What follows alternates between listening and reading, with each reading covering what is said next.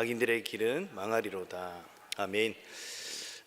함께 기도하시겠습니다. 아버지 하나님, 더 주님을 사모하고 주님을 바라보고 나가기를 원합니다. 주님만을 위해 살아가기를 원합니다. 이 시간 주님 한 분만을 높일 수 있는 귀한 예배가 되게 하여 주시옵고, 주님과 우리가 함께 연합하여서 하나님 나라를 온전히 이룩하는 데 우리의 인생과 우리의 교회와 또 우리의 모든 삶의 모든 것들이 쓰임받을 수 있는 귀한 시간이 될 수 있도록 하나님 함께하여 주시옵소서. 이 모든 거 우리 주님께 의탁드려오며 다시 오실 우리 주 예수 그리스도의 이름으로 기도 올려드립니다. 아멘. 네, 최근 미디어의 발전을 통해서 우리가 영상을 즐기는 일들이 굉장히 쉬워졌습니다. 예를 들어서 설명을 한번 해보자면요, 저의 어린 시절에 영화를 보려고 하면 꼭 그 주말 시간을 기다려야 했던 그런 기억이 납니다. 여기 아직 조금 저보다 연배가 어린 친구들은 이 내용이 어떤 내용인지 잘 이해가 안 되겠지만 대부분은 제가 어떤 말을 하고자 하는지 아실 것입니다. 왜 그랬냐면 주말의 명화가 주말에 하기 때문에 그렇습니다. 그런데 그렇게 일주일을 기다렸는데요, 그 주말의 명화가 어린 제가 볼 수 없는 영화였으면 이내 채널을 다른 곳으로 돌려야만 했던 그런 기억이 납니다. 그 실망감은, 그 일주일 동안 기다렸다가 그 영화를 볼 수 없었던 그 실망감은 제가 어린 시절 겪었던 좌절 가운데 하나로 기억됩니다. 여러분, 왜 그랬을까요? 저희 집에 그 비디오 플레이어라고 그러죠. 그 비디오가 없었기 때문에 그 시절에 제가 유일하게 영화라는 걸 접할 수 있었던 방법이 바로 TV에서 주말에 해주는 주말의 명화였기 때문에 그렇습니다. 그렇기 때문에 그렇게 보았던 영화들은 오랫동안 제 기억 가운데 남아 있는 것을 보게 됩니다. 왜냐하면 그만큼 희귀하기 때문에 그런 것이죠. 그런데요, 지금은 참 많이 달라졌습니다. 제가 설교를 시작할 때 말씀을 드렸던 것처럼 이 미디어의 발전으로 인해서 최근에는 저희가 영상물의 홍수 가운데 살아가고 있다고 해도 과언이 아닙니다. 이제는 1인 미디어 시대가 되다 보니 미디어를 우리가 일방적으로 소비하는 입장에서 이제는 영상을 만들고 생산하고 유통할 수 있는 시대까지 접어든 것이죠. 또한 영화를 보고자 할 때 제가 어렸을 때와 같이 일주일을 기다릴 필요가 없습니다. 컴퓨터만 켜면, TV만 켜면, 아니면 여러분이 가지고 있는 그 모바일에 전원만 켜면 얼마든지 원하는 영화나 영상물에 접근할 수 있는 시대가 된 것이죠. 저희 집에 TV가 없어서 저는 그 사실을 몰랐는데, 최근에는 극장에서 상영하고 있는 그 영화를 약간의 시간만 지나면, 아직 극장에서 내리기도 전에 조금만 결제를 하면 집에서 볼 수 있는 시대가 되었다라고 그 이야기를 제가 들었습니다. 어린 시절 저의 개념의 생각에서 보면 참 놀라운 시대가 아닐 수 없습니다. 그러다 보니 이 영화를 보는 방법도 참 다양해집니다. 필요한 부분만을 골라서 보거나 빨리 돌려서 보거나 편집해서 요약해둔 부분들을 보거나 결과만 보고 싶으면 얼마든지 그것을 빨리 볼 수 있는 그런 시대를 저희가 살아가고 있다는 것입니다. 미디어의 발전은 우리의 문화를 엄청나게 바꿔 놓았다는 것을 보게 되는 것이죠. 다시 제 그 어린 시절로 돌아가 보면요, 쉽게 접할 수 없었던 그런 영화를 볼 때면 어땠을까요? 그 영화의 전개에 따라서 때로는 긴장이 되었다가도, 때로는 느슨함을 가지고 스토리가 전개될 때면 지루함을 느꼈다가도, 이 클라이막스로 진행이 되면서 점점 숨가쁘게 그 영화의 흐름을 따라갔던 그런 기억이 납니다. 그런데 그렇게 꼭 클라이막스로 영화가 향할 때 제가 꼭 해보는 것이 있는데, 그 영화의 결말이 이럴 것이다 라는 것을 꼭 예측해 보는 것이죠. 어땠을까요? 네, 대부분의 영화는 제가 예측한 대로 끝나지 않았습니다. 그래서 늘 영화가 끝나고 나면 그 아쉬움이 제 안에 남아 있었습니다. 그 당시 TV에서 상영되는 영화를 처음 보는 영화 같은 경우에는 그 결말이 늘 궁금해서 그 끝이 언제 끝나나 기다리고 했던 그런 기억이 납니다. 그런데 여러분, 그렇게 박진감 넘치는 영화라도, 그렇게 스릴 넘치는 영화라도 그 결말을 알고 나서 보면 어떻습니까?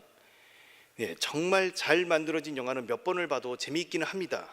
이것이 졸작과 명작의 차이가 아닐까 싶습니다. 그러나 아무리 긴장감이 넘치는 영화라고 하더라도 한 번 봤거나 그 결말을 이미 우리가 아는 영화는 어떻습니까? 처음 볼 때처럼 긴장이 되거나 조마조마하거나 저 주인공이 저렇게 되면 안 될 것 같은데 계속 마음속에서 그 친구를 위해서 기도하거나 막 그러지는 않고 볼 것입니다. 왜 그렇습니까? 그 결말을 이미 알고 보는 영화이기 때문에 그런 것이겠죠. 그렇게 그 내용의 전개되는 그 내용을 보는 데 있어서 어떻습니까? 마음의 여유를 가지고 그 영화를 즐길 수가 있게 되는 것이죠. 미디어의 발전을 통해서 최근에는 이런 경향이 더 많아지는 것 같습니다. 저는요, 이런 내용들을 제가 돌이켜보면서 이것이 우리의 인생의 길을 살아가는 것과 매우 흡사하게 여겨졌습니다. 끝을 아는 영화를 우리 인생에 대입해 보면 이렇게 생각될 것만 같습니다. 여러분, 우리의 인생을 왜 일생이라고 표현을 하겠습니까? 왜 그렇겠습니까? 한 번뿐이의 기회가 없기 때문에, 한 번 살아가는 인생이기 때문에 일생이라는 표현을 쓰는 것이겠죠. 그렇기 때문에 지금 내 인생에 내가 어디쯤 왔는지, 최종 목적지가 어딘지 다녀본 길이고 익숙한 길이라면 어떨까요? 그 모든 것을 그 위기마다 우리가 대비할 수가 있을 것입니다. 그러나 결말을 알고 보는 영화와 같이 여유를 가지고 인생의 굴곡을, 만약에 인생의 굴곡을 스릴처럼 그렇게 즐기면서 살아갈 수가 없습니다. 왜 그러냐면 우리는 한 번뿐인 인생을 살아가고 있고 우리가 그 인생을 또다시 살 수가 없기 때문에 그렇습니다. 그러나 만약에 결말을 알고 보는 영화와 같다고 한다면 그 인생의 굴곡을 우리는 즐기면서 여유 가운데서 인생을 살아갈 수가 있을 것이죠. 우리 인생은 그렇지 않습니다. 누구도 그 끝을 가본 경험이 없기 때문에 그런 것입니다. 누구도 인생을 두 번 살지 못하기 때문에 그런 것입니다. 그렇게 인생의 길을 어떻게 살아가야 할 것인지 또 길을 몰라서 방황할 때가 참 많이 있다는 것을 고백할 수밖에 없습니다. 이것은 여기 앉아있는 어린 학생들이나 또 청년들뿐만이 아니라 인생의 황혼길을 살아가는 어르신들에게도 풀리지 않는 숙제가 아닐까 싶습니다.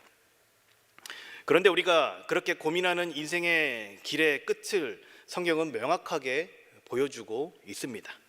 그 끝에는 이 깨지고 어그러진 세상을 하나님께서 다시 회복하실 것이라고 말씀하십니다. 그리고 그 끝에는 우리가 이 땅을 살아온 모습 그대로 선악간에 그 하나님의 심판이 있을 것이라는 이야기를 분명하게 전해주고 있습니다. 그것이 성경이 밝혀주고 있는 모든 인생의 끝입니다. 저와 여러분은 아직 살아보지는 못했지만, 그 끝까지는 살아보지는 못했지만 우리가 맞이해야 될 이 세상의 끝이고 그것이 바로 우리 인생의 끝입니다. 그 끝에 우리 모든 인생이 하나님 앞에 서게 될 것이고 그 하나님의 심판이 있고 하나님께서 이 모든 것을 회복하실 그날이 있을 것입니다. 이 사실을 받아들이든 받아들이지 않든 그것은 한 개인의 몫입니다. 그러나 온 우주를 통치하시고 이끌어 가시는 하나님께서 그렇게 정하신 뜻이 바로 그것입니다. 이는 이렇게 표현할 수 있습니다. 하나님의 뜻이기 때문에 반드시 그렇게 이루어집니다. 그리고 하나님의 말씀인 성경이 그 모든 내용을 증언해주고 있습니다. 우리가 성경을 하나님의 말씀으로 우리가 믿는다고 한다면 우리는 그러한 끝을 향해 가는 우리의 걸음이 어떠해야 하는지 성경을 통해서 지혜를 얻어야만 하는 것이겠죠. 그래야만 지금 내가 어디에 서 있는지, 또한 그 끝을 향해서 제대로 가고 있는지를 알 수 있기 때문에 그런 것입니다. 오늘은 그 지혜를 특별히 시편을 통해서 얻고자 합니다. 시편은 인생의 끝에 주님 앞에 설 그 끝을 알고 살아가는 사람들이 살아가는 동안에 겪는 희노애락을 담아둔 책과 같게 여겨집니다. 그 안에서 우리는 어떤 모습으로 그 정해진 끝을 향해 나아가야 할지 우리에게 교훈을 주는 책이 바로 시편인 것이죠. 오늘 저는 여러분과 함께 특별히 시편 1편을 통하여서 우리가 주님 앞에 설 그 끝을 향해서 어떻게 살아가야 할지 세 가지 관점을 가지고 우리의 인생을 살펴보고자 합니다. 먼저 첫 번째 관점은 시냇가에 심겨진 나무, 곧 우리 예수님께 접붙임된 그리스도인의 그 관점에서 우리 말씀과 인생을 한번 들여다보도록 하겠습니다. 오늘 본문 말씀 3절 4절 말씀 우리 함께 한 목소리로 함께 봉독해 보도록 하겠습니다. 3절과 4절 말씀입니다. 그는 시냇가에 심은 나무가 철을 따라 열매를 맺으며 그 잎사귀가 마르지 아니함 같으니 그가 하는 모든 일이 다 형통하리로다. 악인들은 그렇지 아니하며 오직 바람에 나는 겨와 같도다. 여러분 보십시오. 함께 읽은 본문 3절 4절에서는요 두 가지 그림이 대조돼서 나타나고 있습니다. 한쪽에는 시냇가에 심겨운 나무와 그 반대는 어떤 그림이 나타납니까? 메말라서 생명력을 잃어 바람에 흩날리는 겨의 이미지가 이 본문 가운데 나타나 있다는 것이죠. 무엇과 무엇이라고요? 시냇가에 심겨진 생명력이 있는 나무와 바람에 생명력을 잃어 바람에 흩날리는 겨의 이미지를 보여주고 있다는 것입니다. 먼저 이 시냇가에 심겨진 나무를 한번 보도록 하겠습니다. 이 시냇가에 심겨진 나무는 우리 인간과 하나님과의 관계를 은유적으로 묘사한 것입니다. 제가 그 이미지를 좀 더 구체적으로 한번 묘사해 보도록 하겠습니다. 여러분, 본문 3절에 나타난 시냇가는요, 우리나라에서 볼 수 있는 시냇가를 상상하시면 안 됩니다. 굉장히 척박하게 메말라 있는 광야와 같은 땅에서 오직 그 중간에 흐르고 있는 그 시내를 생각하셔야 하는 것입니다. 그 시내를 중심으로 양옆에, 물에 가까운 양옆에만 생명력이 있고 그 외에는 어떻다고요? 모래바람이 흩날리는 메말라 있는 그곳을 여러분 상상하셔야만 하는 것입니다. 왜냐하면 시내와 광야가 오늘 읽은 성경의 배경이기 때문에 그렇습니다. 그런데 오늘 본문에 있는 시냇가에 심겨진 나무는요, 원래부터 시냇가에 계속 있었던 나무는 아닌 것처럼 보여집니다. 척박한 땅에서 메말라 죽어가는 나무가 이 시냇가로 심겨져 다시 생명력을 찾은 것과 같은 이미지인 것이죠. 비록 그 심겨진 나무는 시내에서 생명력을 되찾았지만 제가 묘사해 드린 대로 그 주변은 어떻습니까? 여전히 메마른 건조한 모래바람이 일으켜지는 그런 곳에서 살아가고 있다라는 것입니다. 그렇지만 어떻습니까? 오직 물이 흐르는 시내 근처에는 생명력이 넘쳐나는 것이죠. 처음에 그 나무가 옮겨 심겨졌을 때 잘 살아남을 수 있을까 걱정이 될 수도 있을 것입니다. 그러나 그 나무는 그 시간들을 잘 견뎌냈고, 왜냐하면 그 시냇가에 흐르는 물의 생명력을 계속해서 공급받고 있기 때문에 생명을 유지할 수가 있었던 것이죠. 이내 뿌리를 점점 깊게 내리고 푸르른 잎사귀를 냅니다. 새로운 환경에 적응하여서 생명력을 발휘하고 있는 그 모습이 오늘 3절에 그려져 있는 모습이라고 할 수 있을 것입니다. 자, 4절 말씀으로 가보도록 하겠습니다. 자, 4절에 있는 겨는 어떤 모습을 하고 있는 것일까요? 여러분, 이 겨는요, 바람이 부는 대로 날리기만 합니다. 이 겨는요, 신약에서 우리가 알곡과 쭉정이의 비유에서도 나타납니다. 복음서에 나타나 있는 그 쭉정이와 이 겨가 같은 단어를 사용하고 있다는 것이지요. 알곡과 같이 갈아지만 우리 주인 품에 갈 것이고 주인의 품에 들어가고, 이 쭉정이는 어떻습니까? 추수 때가 되면 뽑혀져 불에 태워져 열매를 맺지 못하는 것이 그 쭉정이 아니겠습니까? 근데 그 쭉정이와 겨가 같은 이미지라는 것입니다. 여기서 겨는 시내가 제공하는 풍성한 생명력을 받지 못한 대상을 겨에 비유한 것입니다. 3절 4절의 그 내용을 보면요, 여러분, 시내에 얼마나 가까이 있느냐에 따라서 그 대상이 생명력을 지녔느냐 지니지 못했느냐를 보여준다는 것입니다. 이는 우리의 생명 되신 그 주님 앞에 저와 여러분이 얼마나 가까이 있느냐를 보여주고 있는 것입니다. 우리가 하나님을 떠나서는 메말라 흩날리는 겨와 같은 존재가 될 수밖에 없다는 것을 보여주고 있습니다. 그러나 우리의 생명의 근원 되시는 그 하나님 앞에 가까이 가서 그 생명력을 공급받는 자는 푸르른 생명력을 회복할 수 있음을 이 그림으로 보여주고 있는 것이죠. 자, 여러분, 다시 3절에 생명력이 넘치는 푸르른 나무 잎사귀를 보도록 하겠습니다. 여러분, 시냇가에 심겨졌다고 바로 잎을 내고 열매를 맺는 것이 아닙니다. 여러분, 과실수에 대해서 제가 이제 말씀을 준비하면서 좀 찾아보니까요, 이게 심겨졌다고 바로 그 다음에 열매를 맺는 것이 아닙니다. 그 나무가 열매를 맺기까지의 시간이 필요하다는 것을 알 수가 있다는 것이죠. 나무에 따라서 차이가 있지만 나무가 자라고도 최소 수년 이상의 시간이 지난 다음에 그 나무가 어떻다고요? 첫 열매를 맺는다라는 것을 알 수가 있습니다.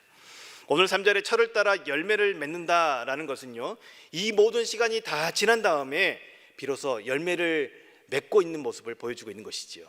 시냇가에 심겨진 나무가 어떻다고요? 거기서 살아남고 생명력을 계속 공급받아서 잎이 뭉성하여서 잘 자라난 다음에 어떻다고요? 열매를 맺고 있는 그 상태까지 되었다라는 것을 보여주고 있습니다. 열매를 맺을 수 있을 때까지 되기까지 이 나무의 숙제는 무엇입니까? 인내하면서 그때를 기다리며 견뎌야만 했던 것이지요.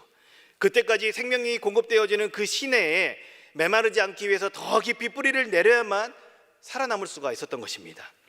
여전히 자신을 말리려고 하는 건조한 모래바람을 맞으면서 이 나무는 견뎌내야만 했던 것입니다. 그렇게 철이 지나고 또 철이 지나서야 비로소 열매를 맺을 수 있는 나무가 되는 것이죠. 여러분, 이렇듯 우리의 삶도 시냇가의 신기운 나무와 같이 열매를 맺는 순간이 있습니다. 3절에 시냇가의 신기운 나무와 1절에 복 있는 사람은요, 같은 이미지로 사용되어집니다. 그 복 있는 사람은 시냇가에 심은 기운 나무가 열매를 맺듯이 형통함을 경험한다라고 말씀은 기록하고 있습니다. 성경에서 말하는 형통함이라는 것은 어느 한순간에 한 번 잘 되는 것을 말하는 것이 아닙니다. 바로 우리 주님을 맞이할 그때에 우리의 삶이 최종적으로 주님 앞에 인정받는 성공적인 삶을 살아가는 것, 그것이 형통함에 이르게 된다라는 것의 성경의 이미지입니다. 형통함에 이르기 위해서는 시냇가에 심은 나무가 열매를 맺을 때와 같이 시간이 필요하다라는 것을 저와 여러분에게 보여주고 있습니다. 저와 여러분이 예수님을 믿고 예수님께 접붙임되어서 영원한 생명을 공급받고 있지만 아직은 시간이 필요하다라는 것입니다. 그 잎사귀가 마르지 않고 철을 따라 열매를 맺기까지, 우리 주님께서 다시 오시어 깨지고 오그러진 이 세상을 바로잡으실 때까지 저와 여러분에게는요, 이 인내의 시간이 필요하다는 것입니다. 지난 수요일에도 장승복 목사님께서 이 인내를 강조하시면서 같이 따라해 볼까요? 인내 이렇게 하셨죠. 저도 한번 해볼까요? 인내. 네, 바로 그 인내의 시간이 필요하다는 것입니다. 그 인내가 장 목사님께서 이런 말씀을 하셨습니다. 결혼할 수 없었던 것 같은 신학도를 결혼에 이르게 했었다라고 말씀하셨던 것을 여러분 기억하시기 바랍니다. 열매를 맺기까지 우리가 무엇이 필요하다고요? 인내가 필요하다고요. 열매를 맺을 때까지. 여러분, 이것이 하나님의 순리입니다. 하나님은 모든 생명력이 자라가기를 원하십니다. 그 생명력이 지속적으로 공급되어지는 양분을 받고 자라야만이 진정한 생명이라는 것입니다. 그래야만 열매를 맺는 풍성함을 누릴 수가 있는 것이지요. 그러나 그러한 결과를 얻기까지 반드시 우리의 인생, 우리 신앙의 여정 가운데, 우리의 삶의 여정 가운데에 인내가 필요하다는 것입니다. 그것이 바로 하나님께서 정하신 순리이기 때문에 그런 것이죠. 여러분, 우리의 신앙도 이와 같다고 여겨집니다. 우리 안에 있는 영적 생명은요, 자라야 하는 것이고 그런 과정 가운데에 반드시 인내가 필요합니다. 이것은 네 가지 밭의 시위의 비유에서도 다양한 비유에서 예수님께서 반복적으로 말씀해주고 있는 것이죠. 왜냐하면 시내 주변에는 아직까지 그 나무의 생명력을 노리는 삭막한 광야의 환경이 펼쳐지고 있기 때문에 그런 것이죠. 그렇기 때문에 우리는 박해와 유혹의 손길로부터 우리에게 생명을 주시는 주님의 생명력을 공급받으면서 결실을 맺을 때까지 어때요? 인내해야 하는 것입니다. 이게 신앙인의 여러분 숙명입니다. 받아들이셔야 돼요. 하나님께서 그렇게 정하신 법도이기 때문에 그런 것이죠. 이 말씀을 묵상하면서요, 저에게 위로의 메시지와 같이 여겨졌습니다. 저는요, 제가 이걸 보면서요, 목사로서의 삶을 살아가고 있으면서 이 말씀의 비유를 해보자면, 이 생명력을 공급해 주시는 예수님과 늘 함께하는, 또 그 예수님을 가까이 할 수밖에 없는 삶의 구조 가운데서 살아가고 있잖아요. 그런데 그럼에도 불구하고도 여전히 제 주변에 이 시냇가에 심기운 나무와 같이 건조한 모래바람이 휘날리고 있다는 것을 저도 부정할 수가 없습니다. 저를 흔드는 수많은 일들이 저에게도 있기 때문에 그런 것이죠.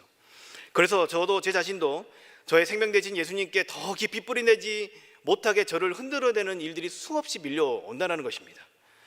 그런 상황 가운데서 제가 조금 집중력을 흐트러뜨리면 저도 너무나 쉽게 메말라 버리는 것을 경험하게 됩니다. 왜 그러냐면 생명의 근원 되시는 주님을 벗어나서는 광야와 같은 환경이 지금도 저와 여러분을 그렇게 건조한 겨와 같이 말려버리기 때문에 그런 것이죠. 하나님이 너무나 가깝게 계시다고 살아계시다고 선포하지만 때론 저도 하나님이 너무나 멀리 느껴질 때가 있습니다. 아니, 어쩌면 제 스스로가 때로는 하나님을 멀리하고 싶을 때도 있다는 것이 더 옳은 표현으로 여겨집니다. 왜냐하면 죄를 더 사랑하고 하나님 뜻보다는 제 마음대로 하고 싶은 그 마음에 제 야자의 숨은 동기가 여전히 제게도 남아있기 때문에 그런 것입니다. 이런 저의 연약함을 우리 주님께서는 아시는지 이 본문을 통해서 이렇게 저에게만 말씀하고 있는 것만 같습니다. 시냇가에 심은 나무가 철을 따라 그 철이 지나야만 열매를 맺을 수 있단다. 그 열매를 맺을 때까지 인내의 시간이 필요하단다라고 저에게 우리 주님께서 계속 주님의 음성으로 말씀해 주고만 있습니다. 이런 말씀을 들으면서 제 마음 가운데 제가 다시 한번 또 설교를 준비하면서 다시 묵상하면서 생각하게 되는 것은요, 그래, 더 깊게 생명의 근원 되신 그 주님 앞에 더 깊게 뿌리를 내려야만 내가 인내하며 이거를 견딜 수가 있겠구나라는 생각을 하게 된다는 것이죠. 우리 주님께서 그렇게 격려하면서 저에게 인내함을 가르치셨습니다. 다시 말씀을 통해 위로를 받고 인내하며 시냇가에 거하려는 우리를 방해하는 요소들이 참 많습니다. 뿌리를 내리지 못하게 끊임없이 저와 여러분의 삶을 흔들어 놓고 유혹과 고난들이 찾아올 수가 있다는 것입니다. 언제 끝날지 모르는 이 답답한 상황 가운데서 우리가 할 수 있는 일은요, 생각보다 그렇게 많지 않다는 것입니다. 그저 인내하며 우리 안에 이 영적 생명이 메마르지 않고 성장할 수 있게끔 그 주님 앞에 더욱더 붙들려 있는 것이 우리가 할 수 있는 선택인 것이죠. 그리고 우리 주님께서 이 말씀 가운데서 다시 한번 저희 마음 가운데 주시는 것은 우리 주님께서 이미 승리하셨고 반드시 이 모든 것을 바로잡을 그날이 오기 때문에 다시 한번 제 마음 가운데 소망을 찾을 수가 있었습니다. 그렇게 우리를 흔드는 일들에 반응하거나 흔들리지 않고 우리가 묵묵히 우리에게 주어진 그 걸음을 걸어가야 되는 이유도 바로 여기서 찾아볼 수가 있는 것입니다. 그런데 여러분, 오늘의 본문의 말씀처럼 그때만을 오직 인내함으로 기다리기에는 어떻습니까? 힘들어요. 저도 약해서 힘들어요. 그렇죠? 인간이라는 존재가 의존적인 존재이기 때문에 스스로 이 모든 것들을 다 감당해 나가기가 참 쉽지는 않습니다. 그런 우리에게 인내하면서 그 시내에 뿌리를 내릴 수 있도록 인도해 주시는 또 힘과 용기를 북돋아 주시는 메시지가 오늘 5절과 6절에 나타나 있습니다. 인생을 바라보는 두 번째 관점인 그 하나님의 관점에서 이 복 있는 자가 걷는 그리스도인의 그 걸음을 우리 한번 살펴보도록 하겠습니다. 함께 5절 6절 말씀 한번 함께 봉독하도록 하겠습니다. 함께 읽겠습니다. 그러므로 악인들은 심판을 견디지 못하며 죄인들이 의인들의 모임에 들지 못하리로다. 무릇 의인들의 길은 여호와께서 인정하시나 악인들의 길은 망하리로다. 아멘. 자, 오늘 본문은요, 우리의 시각을요, 이 땅의 지상의 관점, 우리의 삶의 관점, 우리의 삶의 문제의 관점에서 머물러 있게 하는 것이 아니라요, 우리를요 이 지상의 관점으로 끌어올려서 하나님 보좌 우편에 계신 마치 우리 예수님과 같은 관점에서 우리를 바라보게끔 하는 것입니다. 하나님의 관점에서 우리의 삶의 끝이 어떤 건지를 보여주고 있다는 것입니다. 그리고 주님께서 우리가 열매 맺을 때까지 인내하는 우리의 모습을 어떻게 보고 계시는지를 말씀으로 이야기해주고 있는 것입니다. 자, 오늘 본문 6절에서 하나님께서 인정하신다라는 말은요, 그 말은 좀 다른 표현으로 알아주신다는 거예요. 어떻게 해요? 내가 네 마음을 알아 했을 때처럼 그거를 어떻게 해요? 알아주신다는 것을 말하는 것입니다. 무엇을 말하겠습니까? 우리의 삶의 여정을 우리가 정말 주님 앞에서 복 있는 자의 걸음을 걷기 위해서 몸부림치고 주님의 말씀에 반응하면서 살아가고자 하는 그 모든 여정을 어떻게 해요? 누가 하신다고요? 하나님이 다 알고 계신다는 것입니다. 그리고 그것을 알고 우리의 그 걸음을 인정해 주신다는 것입니다. 우리가 그 끝이 언제인지 알지 못하지만 고군분투하며 인내하면서 걷는 그 걸음을 우리 주님께서 알아주신다는 것입니다. 너희의 수고를 내가 알고 있다라는 것입니다. 또한 그렇게 우리가 이 인내하며 걷는 이 믿음의 길 끝에 우리 주님을 만나게 될 것을 말씀해 주고 있는 것입니다. 이것이 이 신자들이 어려운 때를 지나면서 붙들 수 있는 우리의 큰 소망입니다. 사랑하는 믿음의 동역자 여러분, 우리의 삶의 여정 가운데서 참 어려운 일들이 많이 닥쳐오는데요, 그때마다 누군가가 나의 이 어려움을 알고 있다고 했을 때 여러분 어떠십니까? 비록 나의 상황이 여전히 바뀌지 않고 여전히 어려운 가운데 놓여 있다고 하지만 누군가가 그 상황을 알아준다는 것만으로도, 누군가가 그 상황을 공감해 준다는 것만으로도, 누가 그 상황을 알고 있다라는 그 말 한마디에 우리가 힘과 위로를 받은 적이 있지 않습니까? 그래서 다시 힘을 내어서 해볼 수 있는 그 지친 무릎을 일으켜 세워본 경험이 여러분 있지 않으십니까? 저도요, 저의 연약함을 함께 나눌 수 있는 공동체가 몇몇 있습니다. 그들과 함께 삶을 나누고 하나님 말씀으로 서로를 위로하고 세우는 시간을 가질 때면 비록 답답하고 가슴이 무너지는 저의 이 현실이 바뀌지 않는다고 하더라도 어때요? 그 가운데 다시 일어설 힘을 얻게 된다고요. 누군가가 나의 어려움을 알아준다는 것이 그렇게 저에게 큰 힘과 위로가 되는 것입니다. 그래서요, 저는 목회를 하면서 평생 제 자신이 공동체에 속하는 것을 저는 포기하지 않을 것입니다. 그거는 하나님께서 우리 그리스도인들에게 이 땅을 살아가는 특권이기 때문에 그런 것이죠. 여러분, 이런 경험을 저뿐만이 아니라 여기에 모여있는 우리 오늘교회 성도들 모두도 다 이 셀을 통하여서 다 경험을 하지 않으십니까? 서로가 서로의 삶을 나누다 보면 위로가 될 때가 많이 있습니다. 여러분, 그 이유가 무엇일까요?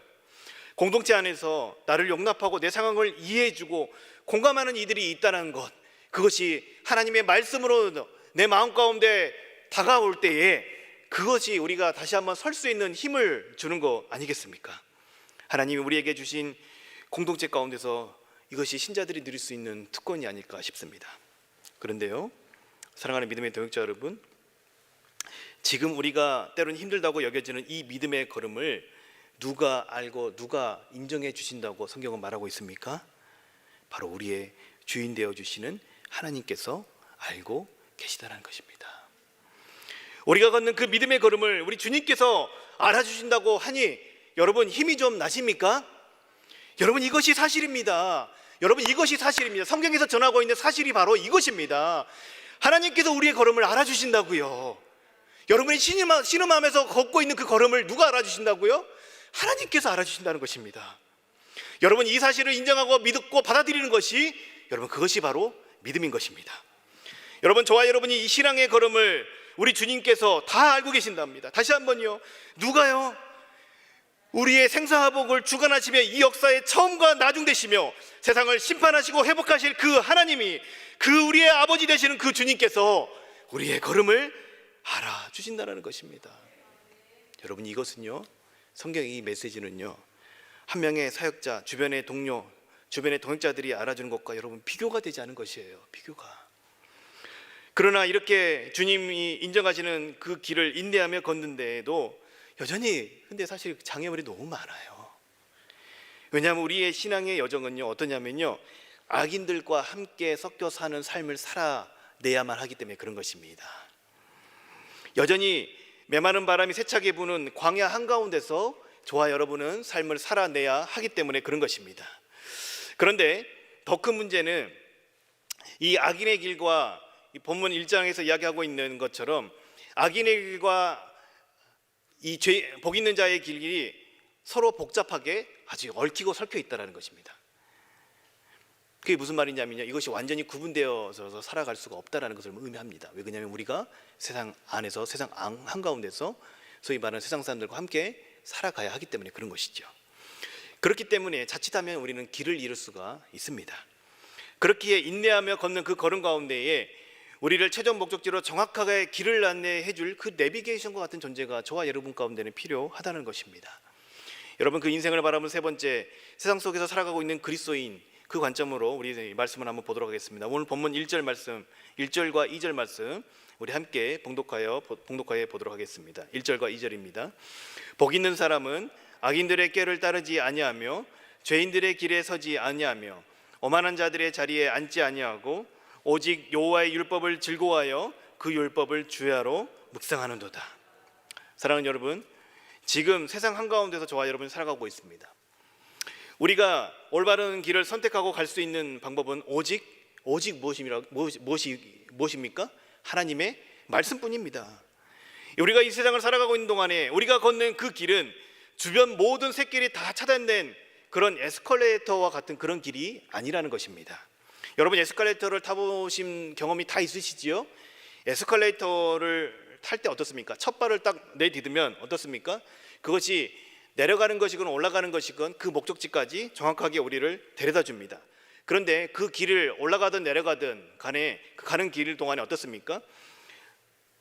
주변이 다 막혀 있지요. 다른 것이 그 안에 끼어들 틈이 없이 정확한 목적지까지 우리를 데려다 주는 거지 않습니까? 그런데 문제는요, 저와 여러분이 이 세상 가운데 살아가고 있는 우리의 믿음의 걸음은요, 그렇게 에스컬레이터 같이 완벽하게 차단되어서 구분되어져 있지 않다는 것입니다. 악인의 길과 복 있는 자의 길, 이 두 길은요 갈림길에서 딱 갈라져서 서로 볼 수 없고 건너갈 수 없는 차단된 길을 서로 걷고 있는 것이 아니라는 것입니다. 여러분 이 길의 끝은 분명히 다른 결과를 만나게 됩니다. 그러나 그 끝에 도달하기까지 수많은 교차로들이 그 길 가운데 서로 있다라는 것을 부정할 수가 없다라는 것입니다. 아주 복잡하게 서로 얽혀 있다는 것이죠. 그래서 길이 복잡하다 보면 자칫하면 지금 내가 어느 길에 서 있는지 혼란이 오기도 하는 것입니다. 내가 가고 있는 길이 복 있는 자의 길인지 아니면 악인의 길인지를 잘 모를 때도 있다라는 것입니다. 세상은 이 부분들을 너무나 잘 알기 때문에 그래서 우리를 끊임없이 자신의 길로 들어오라고 선짓하고 외치고 있는 것입니다. 아니 그렇게 쓰지 좀 마. 그래서 뭐 할 거야? 좀 더 쉽게 가자. 유별 떨지 마. 유별 떨면서 이렇게 철야배까지 나와서 이렇게 앉아있으면 뭐해? 이런 이야기를 한다는 것이죠. 내가 원하는 것이 있으면 노력해서 얼마든지 가지면 되는 것이고 성공하면 모든 걸 이루는 것이고 이 세상에서 우리가 삶의 의미를 어디서 찾을 수 있어? 그냥 먹고 즐겁고 그렇게 잘 살면 되는 것이지. 좀 양심 좀 팔면 어때? 그렇게 끊임없이 우리를 회유하며 또 이렇게 사는 것도 가치 있는 길이야 라며 우리를 합리화시켜 가며 우리에게 손짓한다는 것입니다. 그런데 안타까운 것은 우리가 이런 유혹 때문에 길을 잃고 자신도 모르게 그들과 같은 길을 갈 때가 있습니다. 여러분, 이 유혹이라는 것은요, 이렇게 시작이 됩니다. 처음에는요, 분명히 우리가 주님 앞에서 살아가면서 정말 주님의 복된 자녀로서 그 걸음을 보지 않고 이 걸음만을 가겠노라고 생각을 하며 걷다가 그런 유혹에, 그런 또 보여지는 안목의 종력에 잠시 목을 빼서 구경하기 시작을 합니다. 맨 먼저 뭐랍니까? 시선을 돌리죠. 우리 주님을 향해 있던 그 시선을 다른 곳으로 돌리기 시작을 하는 것입니다. 그 시선을 따라서 어떻게 됩니까? 몸이 따라가고 그 몸을 따라 걸음이 향하게 됩니다. 그 걸음을 향해 가다 보면 어느덧 악인의 길 한복판에 자리 잡고 있는 모습을 발견하게 되는 것이지요. 이는요, 3절에 나타나 있는 시냇가에 이미 심겨졌던 나무가 뿌리를 깊이 내리지 못하면요, 어떻게 되느냐면요, 이내 말라버린 겨와 같이 되는 것과 같은 모습이라고 볼 수 있습니다. 사랑하는 여러분, 그렇기 때문에 우리가 어떤 길에 서 있는지, 어디로 향하고 있는지를 늘 점검해야만 하는 것입니다. 사랑하는 믿음의 동역자 여러분, 세상이라는 이 복잡한 곳에서 여러분, 우리가 어떻게 살아야 할지 몰라 길을 잃을 때가 있습니다. 방황을 할 때도 있습니다. 무엇이 옳은 길인지 생각하지 못할 때도 많이 있다라는 것입니다. 왜냐하면 우리가 길을 잃기 쉬운 존재이기 때문에 그런 것이죠. 그래서 성경에서 우리를 양이라고 비유했던 것도 바로 그런 특징 때문에 그런 것이 아닐까 싶습니다. 여러분, 세상에는 많은 길이 있습니다. 그러나 우리를 주님의 품으로 인도하는 오직 한 길은 누구밖에 없습니까? 예수 그리스도밖에 없습니다. 이 혼란한 세상에서 그 길로 정확하게 걸을 수 있도록 안내하는 참된 목자 대신 예수님이 저와 여러분의 목자가 되어 주십니다.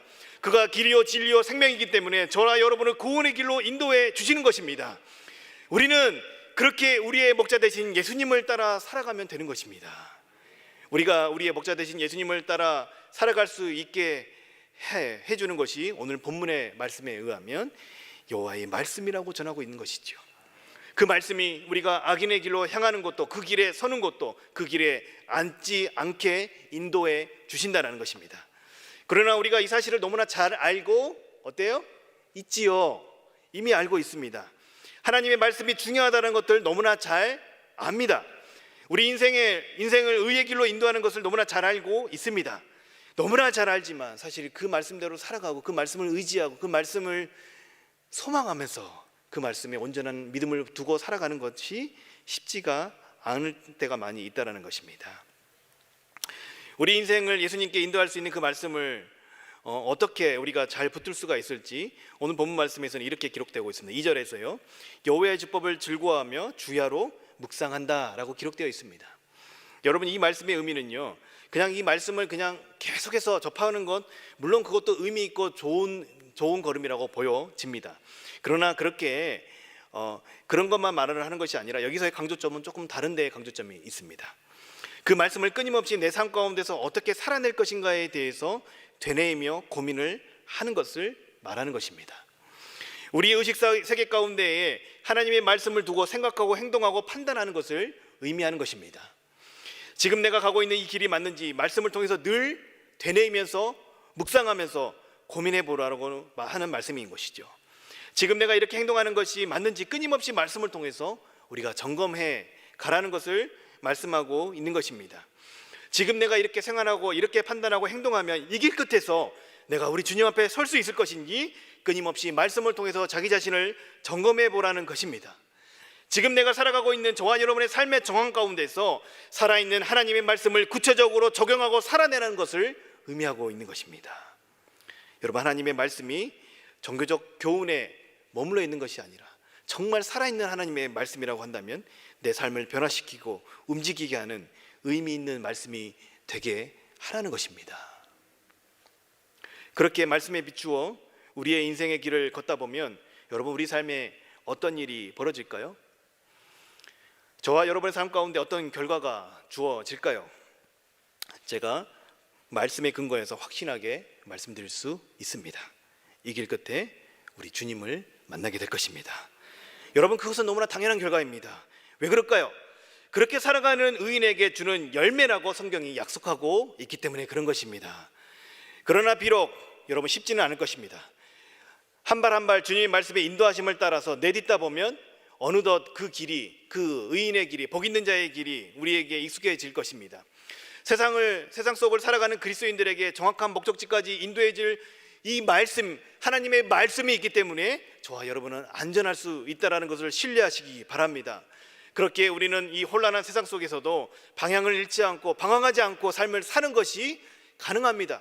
누구만이요? 오직 하나님의 말씀을 따라 살아가는 그리스도인들만이 가능하다는 것입니다.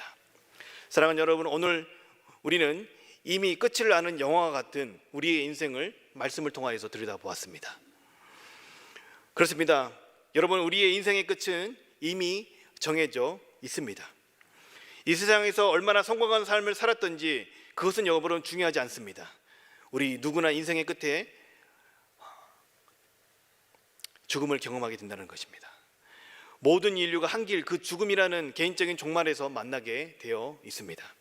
그러나 우리가 살아가는 그 인생길 가운데서 우리가 어떤 선택을 하느냐에 따라서 그 죽음 이유가 달라지는 것입니다. 왜 그렇습니까? 히브리서 9장 27절의 말씀과 같이 한 번 죽은 것은 사람에게 정해진 것이요 그 후에는 무엇이 있다고요? 심판이 있다고 분명히 말씀하고 있잖아요.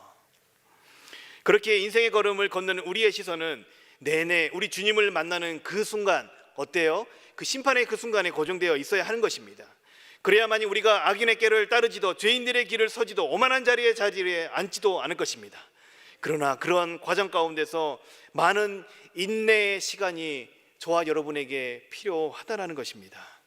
우리 주님께서 인내하며 걷는 우리의 걸음의 수고를 아시고 인정해 주시며 순간순간 살아갈 힘을 주십니다. 어떻게 했을 때요? 인내하며 시냇가에 심겨진 나무와 같이 우리 주님께 접붙인 된 삶을 살았을 때, 어떻게 했을 때요? 우리 주님의 말씀을 주야로 묵상하면서 내 삶 가운데서 하나님의 말씀으로 어떻게 살아갈 것인가를 우리가 고민하며 살아갈 때에 우리 주님께서 살아갈 수 있는 힘을 주신다는 것입니다. 사랑하는 믿음의 동역자 여러분, 그때가 차기까지, 철이 지나 열매를 맺을 때까지 우리 함께 인내하면서 이 믿음의 경주를 완주하기를 간절히 소망합니다. 여러분, 그 길은요 절대 혼자 걷고 있는 걸음이 아닙니다. 이렇게 함께 앉아있는 공동체와 그 걸음을 함께 걷고 있다는 것을 여러분 기억하시기 바랍니다. 그래서 우리 함께 인내하며 나아갑시다. 수많은 어려움이 우리에게 밀려올지라도 그때가 차기까지 우리 함께 인내하며 하나님의 말씀의 인도하심을 받으며 그렇게 묵묵히 살아가보는 그 걸음을 여러분 어떠십니까? 함께 하시겠습니까? 그리고 우리가 이미 아는 대로, 듣고 보는 대로 여러분 말씀을 따라서 살아가기를 간절히 소망합니다. 여러분, 대단한 거요?